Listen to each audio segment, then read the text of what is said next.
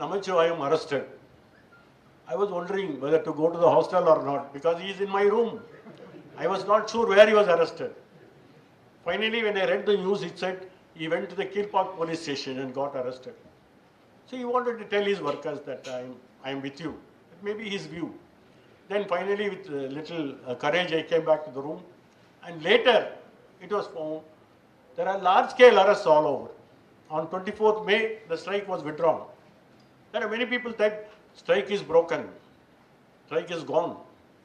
17 lakh workers standing in one voice in under one single coordination committee was striking despite there has been dismissal, despite there have been arrests, despite there has been harassment everywhere. The strike went on for 20 days. It may be a defeat for the present. Tactically, it may be a defeat. But what we achieved is much more that railway workers could ever think of. In fact, it was after the strike, bonus was announced for the railway workers. When the Janata Party came to power in 1977, first time bonus was declared for the railway workers. No strike goes waste of time. No strike ever is considered as a waste. It shows the working class solidarity. We may not achieve 100% our victory. In fact, there were several people, including progressive people, were all thinking this is all wrong. There will be one pregnant woman who could not go to the hospital. There will be one sick man who could not go. They will write all kinds of things. In fact, Mr. Jayagandhan, one of the progressive Tamil writer, he wrote a story in Anandavagadan. It is called Sakkarangal Solalattum. Because we stopped the wheels, Chakkar Jam.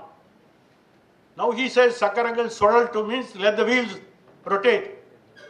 This is a progressive writer writing in a very popular magazine against the strikes. Does it mean strikes are always bad? Does it mean work actions are all invited by the working class only to improve their service condition? How do you make a deaf ruling party, a deaf government to hear? It's only by a strike. Strike is a legitimate weapon of the working class. And it didn't come on one day. It came for several years of fight. The Indian working class is not merely for economic demands. The Indian working class fought for political freedom also.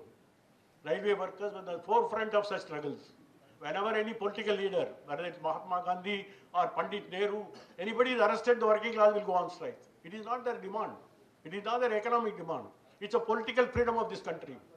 Therefore, the Congress party supported the working class by saying, when we come to power, we will see to it that the working class will get a fair deal in this country. That is all. Even in 1963, Congress party passed a resolution in Avadi. The Padi railway station came when the conference, that's the place where the conference took place. And later they gave the area to TVS management. And the Padi station is a reminder where Avadi Congress was held. They passed a resolution, socialistic pattern of society we will create. All this is a Congress promise. Some of the labor laws are also brought in during this time. We know how the labor laws work and we will not go into details of the law. But one important thing is that after Congress party came to power, what really happened is more important. Congress party promised that the working class will have a due share of their own labor protective legislation. The working class right to protest will not be affected.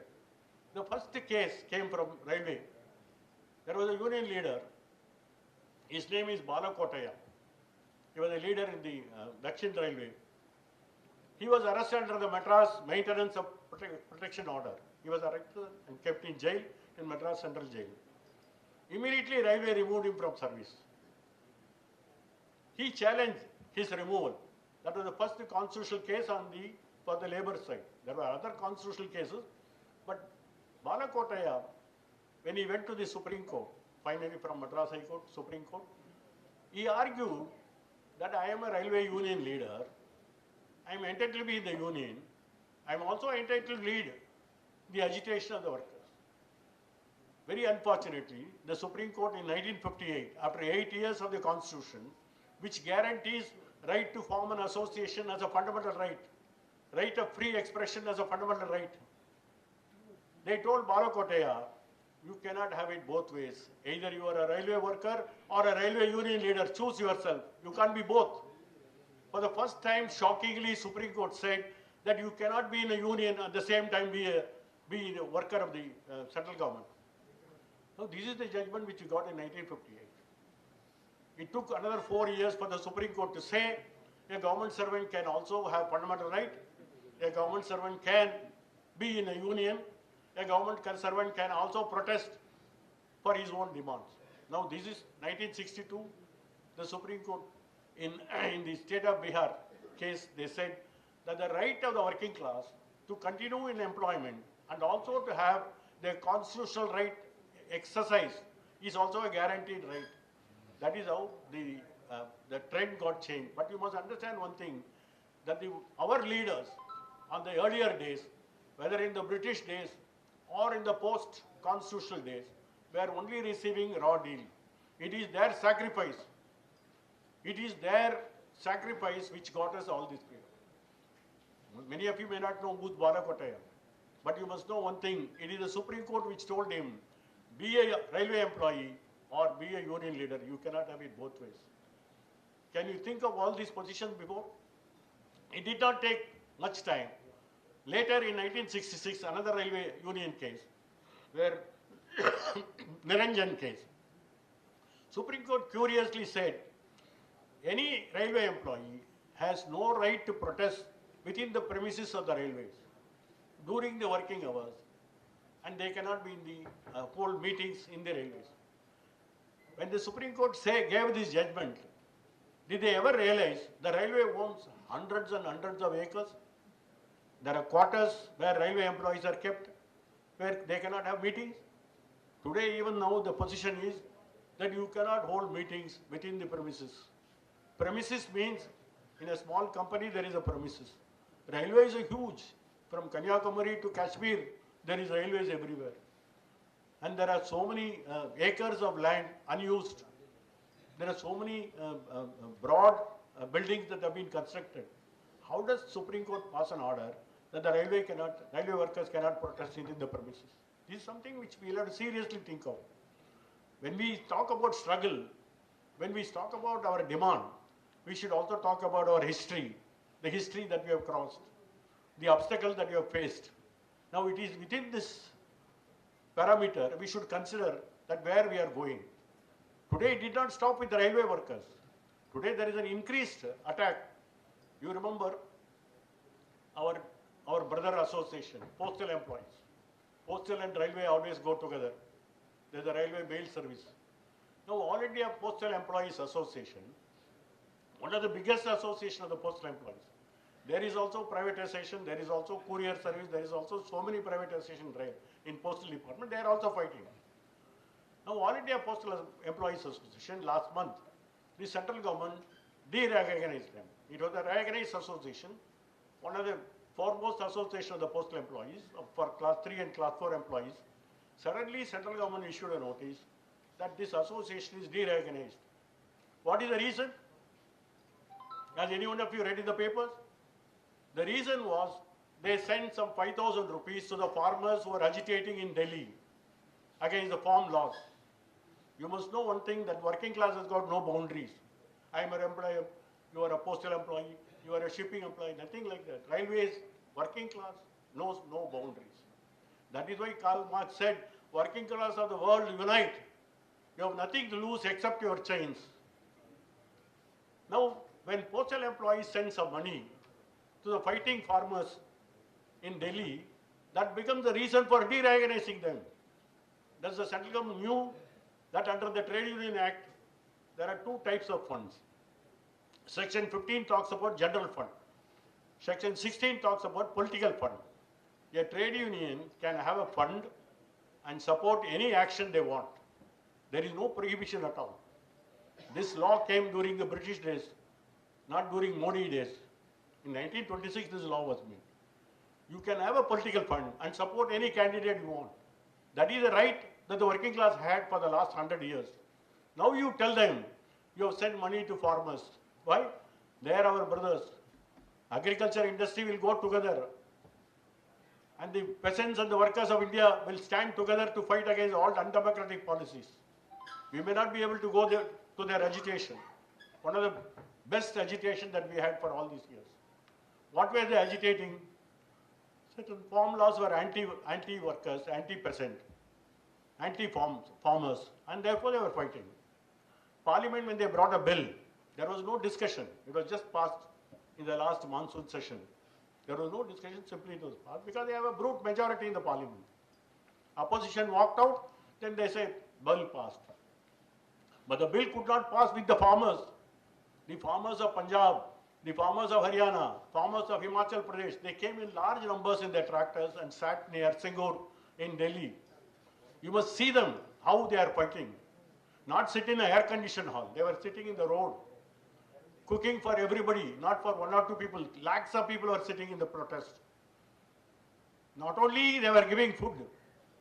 If you are staying there, your clothes are washed, your clothes are ironed. There is an ironing machine, there are ironing volunteers, there are washing volunteers, there are sabji preparation, there are women volunteers who are making cooking, and millions of chapatis are made every day, rotis are made every day. One of the finest struggles that you can ever learn, that the working class made a situation where they could stay continuously in a street and live there and show the government we are protesting. First, the government said nothing doing. Election, then they said we must clear from the public pathway. They could not do all this because there were thousands of tractors who were there. There were sleeping beds, there were sleeping sheds. Everything was arranged there in that place. And finally, when the UP elections came, they said, we will concede your demand. And when they lost the UP election, they withdrew the bill. Why I am giving this as an example was, farmers had a farm act. Workers are having OAF code, industrial relation code, payment of wages code, code on wages, social security code. There are 4 codes. 29 labor laws have been reduced into 4 codes. In the name of simplification, they have reduced. How much discussion that took place in Parliament? Hardly there was any discussion. The members simply walked, saying that this is not discussion, send it to the committee. 1 or 2 bills went to the committee, the parliamentary committee. Parliamentary committee gave some amendments. They could not do it. They passed all the bills.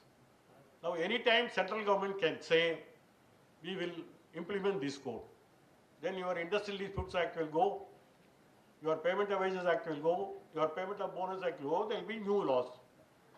All right, there are new laws. How is that we are going to be benefited? Are we going to get some new rights under the laws? Why, in the name of simplifying and codification, you are converting 29 laws into 4 codes? Now, why? How much we have understood this code? The farmers were able to understand within 1 month of the bill being passed that this is going to affect them. Thus, the working class of this country understood that these laws are not good for us. This is going to take away all our 100-year big struggles that we had to get these laws. Are they going to say all this now? Now, why is that we are not discussing those issues? We are only discussing our own demand. This is a problem. When the farmers were fighting for a larger issue, the working class is fighting for their own domestic issues. My working time, my various other conditions, such as these slogans which are there. Why is that we are not discussing the larger issue? Or is not going to affect us? I can take a day to explain what are these amendments that are going to come in. It's only one simple order of the central government to implement these laws. Just a small letter is enough, all the laws will come into force. They are no longer a bill, they are no longer a draft legislation, they are actually an act passed by the Parliament. And if these acts are passed by the Parliament, do you think all our demands will be solved by the new enactment? I think LRSA must have a discussion on these new 4 codes. Maybe we do not have the strength, we do not have the courage like the farmers to fight for days together, unmindful of the police repression.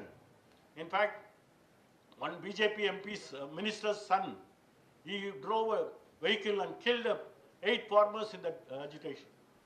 Still the case goes on. With such repression, they were able to win their demand.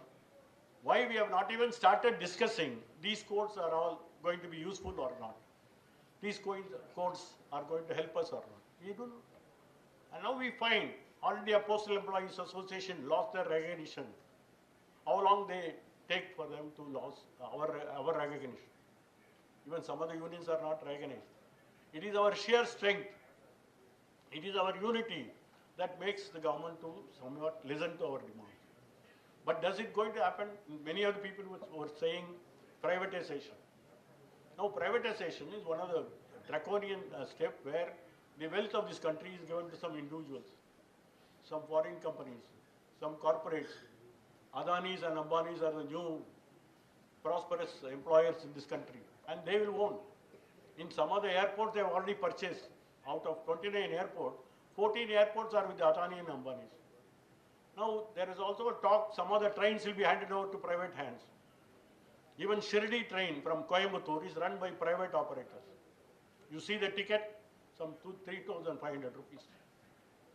Now, if you want to privatize, how are we going to oppose? Going to court?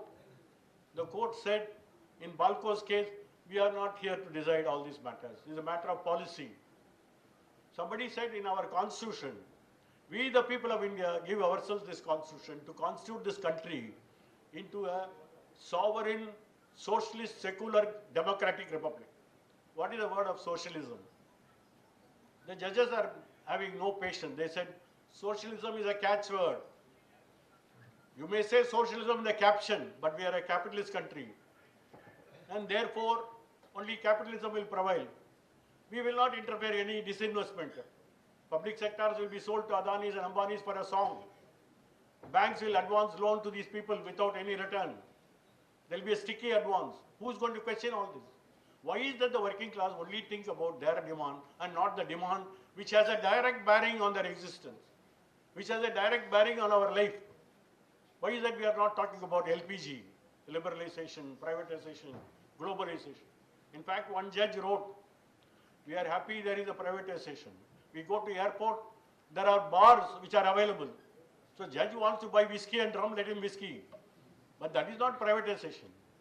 In fact, I remember in Trivandrum, that international airport, they want to give it to Adani. But the left government led by Pinarayi Vijayan told, we will run the airport. If the central government doesn't want to run, we will run this airport. So they also said they made an application.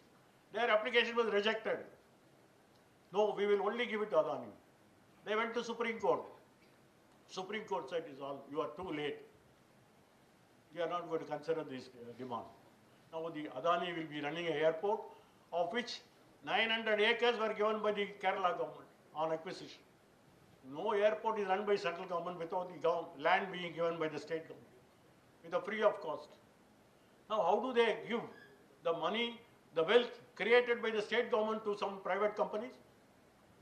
Now this is something which the working class should start fighting for, a larger issue, that it is our wealth which can't go to private hands. We are not saying, Dr. Ambedkar, who presided over the Constituent Assembly, who became the chairman of the drafting committee, in Article 38, he has said that the wealth of this country can never be in the hands of few. It has to be centralized, decentralized, to go to the people. Now when the Constitution talks about decentralization of the wealth in the hands of the people and not in the hands of few monopoly houses, how is that the Modi Shah company says we will sell every company? This is something, larger economic issues, an issue which affects directly the working class of this country. We should now discuss those issues and then start fighting against privatization. Not privatizing one railway and one railway station. It's a question of privatizing the public sector of this country. LIC, one of the biggest insurance company, nationalized in 1956 by Pandit Jawaharlal Nehru, which has grown from heights, from leaps and bounds, and now you say we will have privatization. We have seen in general insurance they brought in. There are 4 general insurance companies with 1 corporation. Now there are 29 private companies in the same field. The result is that your profit sharing will go down. I am not saying competition, there can't be any competition. You can improve. LIC has done great work. Nobody even accused of LIC being inefficient. Today they openly say we will sell the shares of LIC. Are we not directly linked with the LIC employees? Are we not directly linked with the de-investment of the bank.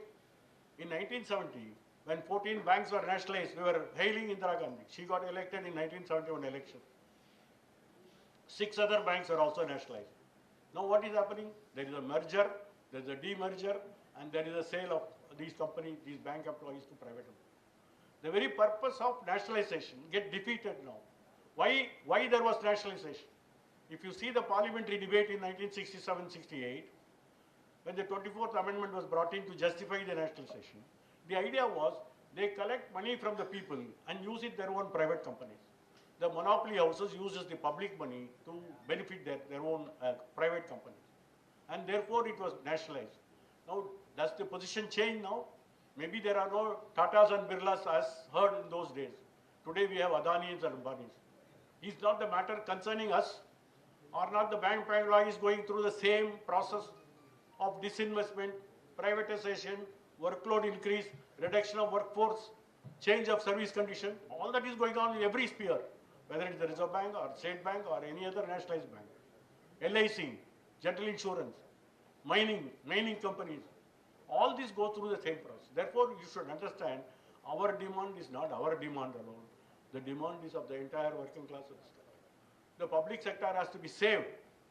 How it be saved? How do you work for it? There are two methods are there. One is to fight. The other one is to select new leaders who will promise that such things will not happen. Who will promise that the Constitution of India will be fulfilled in any of the measures taken by the government. Unless it is done. I remember in 1970s, you know, A.K. Padmanabhan was there, the railway catering cleaners, not even catering workers, railway catering cleaners, they will be cleaning the floor, they will be cleaning all this. That is privatized. So the railway started picking up on a very small, somebody who cleans the floor, and that is privatized. So we used to go and shout every day, don't privatize catering cleaners, please give them departmentalized. The catering workers were little bit departmentalized, but the catering cleaners were left to fend for themselves.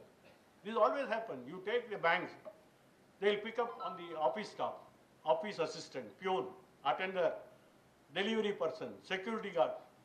Today many banks do not have security guard for ATM machines when lakhs of rupees are stuck in those boxes.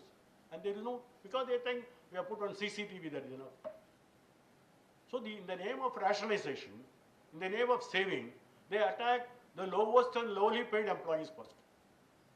Central government don't buy cars. Central government officers don't have any car. They'll have to fire taxis.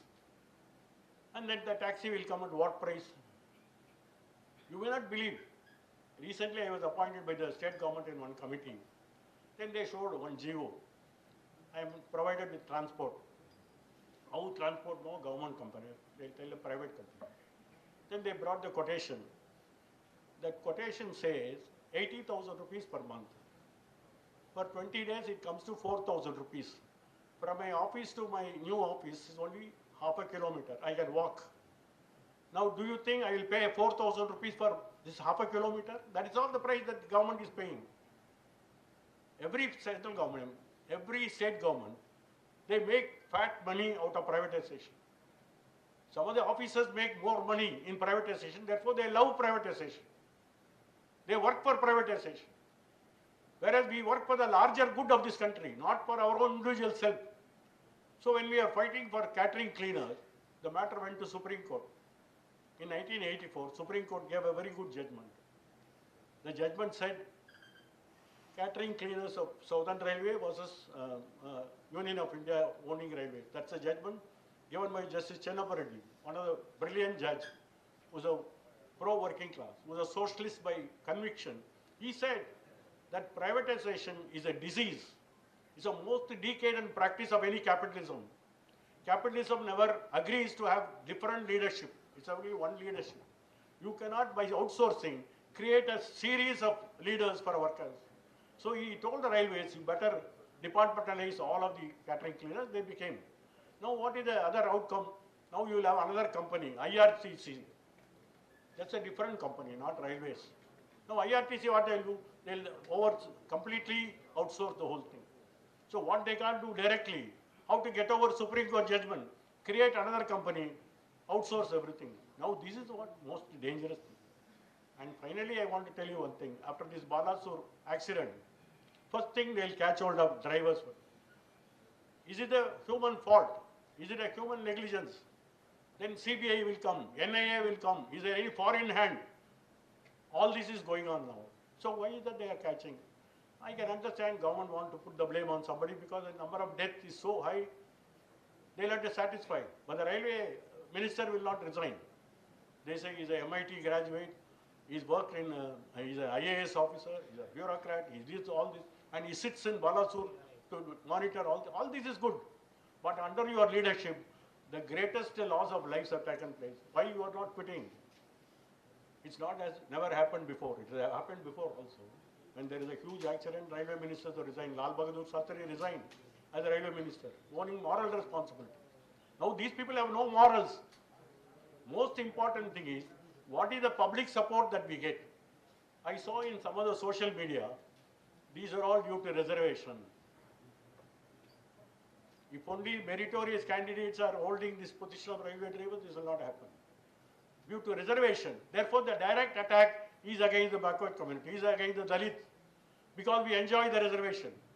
Now you brought a new reservation under 103rd Amendment, EWS, economically weaker section are given. Now you see the latest result. They are the last of the last.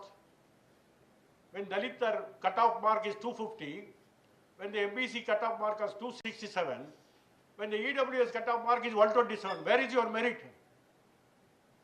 Are you not recruiting people like that from the upper caste? And that reservation is only meant for the upper caste, not for the other community. A BC, a SC cannot compete in there. I remember the same arguments came in 1974, 1981, before the Supreme Court. The case was filed by All India Soshit Karamchari Sangh. That is oppressed people Karamcharis there. They are oppressed because they have a reservation.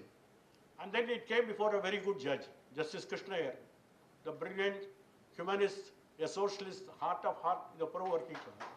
That judge, the argument was that if you stop recruiting meritorious candidate, there will be more accident. Reservation is a cause for all the bad thing that is happening. That is the argument that was that one. You can read from the judgment, 1981, Krishna Iyer judgment in All India Soshit Karamchari Sangh case, where he has written, if people who are arguing before us that the reservations brought all these miseries, does it mean if there is no reservation, railways are going to have accident-free weeks? He has asked in the judgment. If you stop reservation, does it mean there will be no accident in this country? This is what pains me today is some of this vicious, poisonous posting that comes in the social media. Today social media is also a boon, it's also a danger for us. All kinds of stories can be planted. After Balasur, I saw four comments which says it's all because of reservation. I am reminded of this 81 judgment of Justice Krishna Iyer, which is a weapon in our hands. Krishna Iyer said, does it mean railways are going to have accident-free weeks? There is no reservation.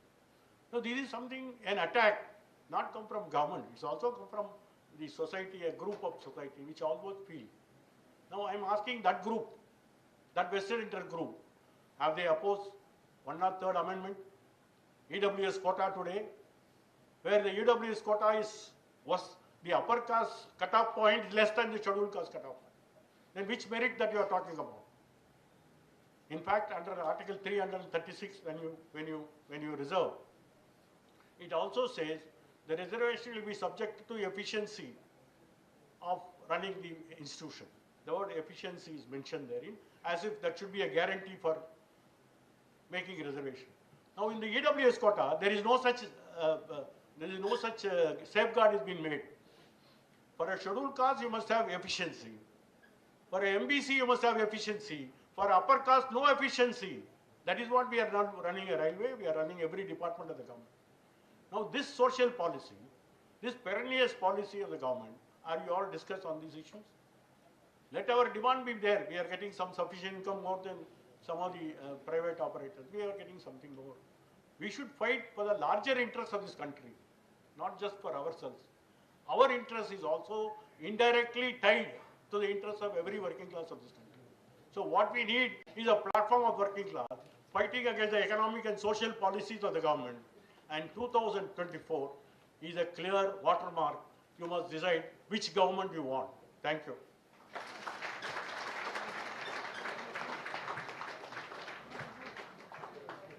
Another coalition. So near about within 3 months, there were 3 coalitions.